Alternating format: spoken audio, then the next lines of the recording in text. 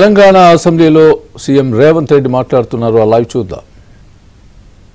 ఏకగ్రీవంగా తీర్మానం ఆమోదం చేసి కేంద్ర ప్రభుత్వానికి మన యొక్క నిరసనను మన యొక్క ఆలోచన తెలియజేస్తే బాగుంటుంది అని చెప్పి వారు సూచన చేసిండ్రు.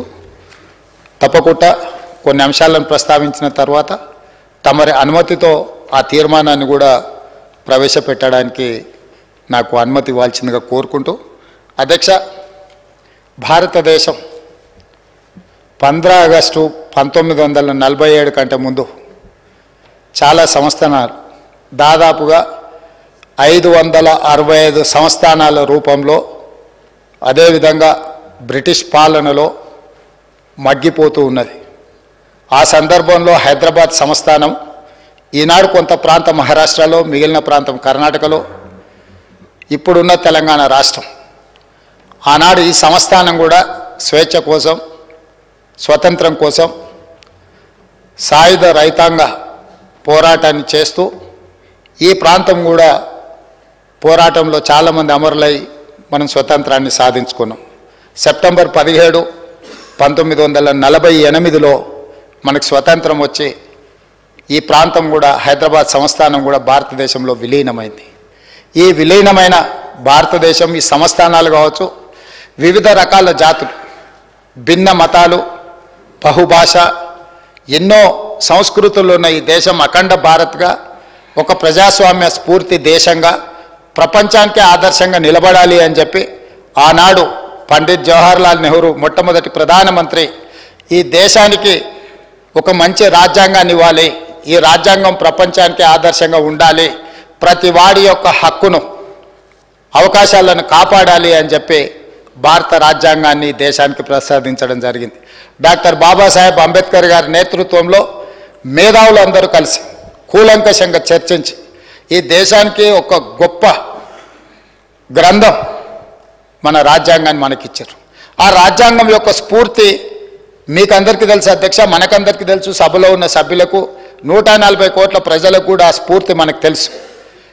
ఏ ప్రాంతానికి కూడా పాలకులు అన్యాయం జరగకుండా యూనియన్ ఆఫ్ స్టేట్స్, వివిధ రాష్ట్రాలను సమానంగా చూసుకోవడానికి అవసరమైన విధి విధానాలు రూపొందించి ఎలాంటి వివక్ష లేని పరిపాలన జరగాలని వారు స్పష్టంగా రాజ్యాంగంలో పొందుపరచడం జరిగింది.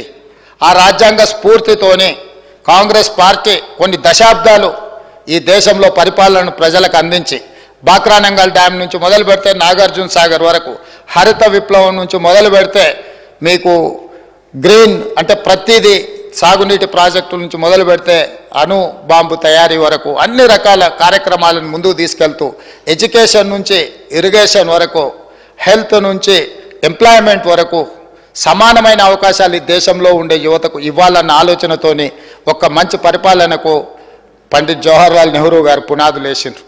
వారు వేసిన పునాదుల మీద ఈ దేశాన్ని శ్రీమతి ఇందిరాగాంధీ గారు అద్భుతమైన అభివృద్ధి పదం వైపు ఎన్నో ఎన్నో ఎన్నో సరళీకృత విధానాలు తీసుకొచ్చి బ్యాంకులను జాతీయం చేయడం కానీ, లేకపోతే ఎస్సీ ఎస్టీలకు ఇచ్చిన రిజర్వేషన్లతో పాటు భూమి మీద హక్కులు ఇవ్వడం కానీ, చదువుకున్న నిరుద్యోగ యువకులకు ఉద్యోగ ఉపాధి అవకాశాలు కల్పించాలని ఒక పకడ్బందీ పరిపాలన అందించి ఈ దేశానికే ఆదర్శవంతమైన ప్రధానమంత్రిగా శ్రీమతి ఇందిరాగాంధీ గారు ప్రపంచంలోనే ఒక ఉక్కు మహిళగా గుర్తింపు పొందారు.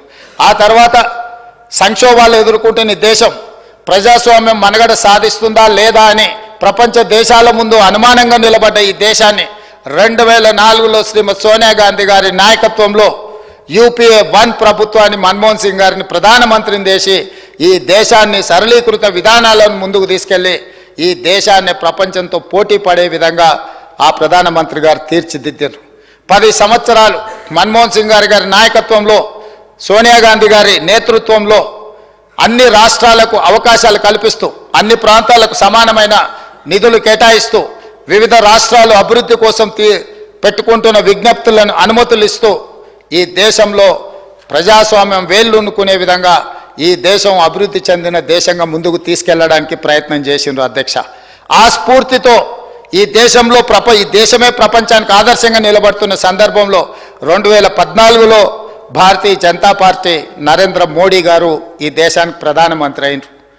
ఈ 2004 నుంచి 2014 మధ్యలో ఈ ప్రాంత ప్రజలు ఉమ్మడి ఆంధ్రప్రదేశ్ రాష్ట్రంలో వివక్షకు లోనవుతున్నాము, మా ప్రాంతానికి రావాల్సిన నిధులు రావడం లేదు, మా నీళ్లు మాకు పారడం లేదు, మా ప్రాంతానికి ప్రత్యేక రాష్ట్రమే పరిష్కారము అని చెప్పి ఆనాడు ప్రజలందరూ కలిసికట్టుగా కోదండరాం గారి నేతృత్వంలో వారి నాయకత్వంలో మనం అందరం కలిసి కొట్లాడితే తెలంగాణ రాష్ట్రం అనేది కల సాకారమైంది.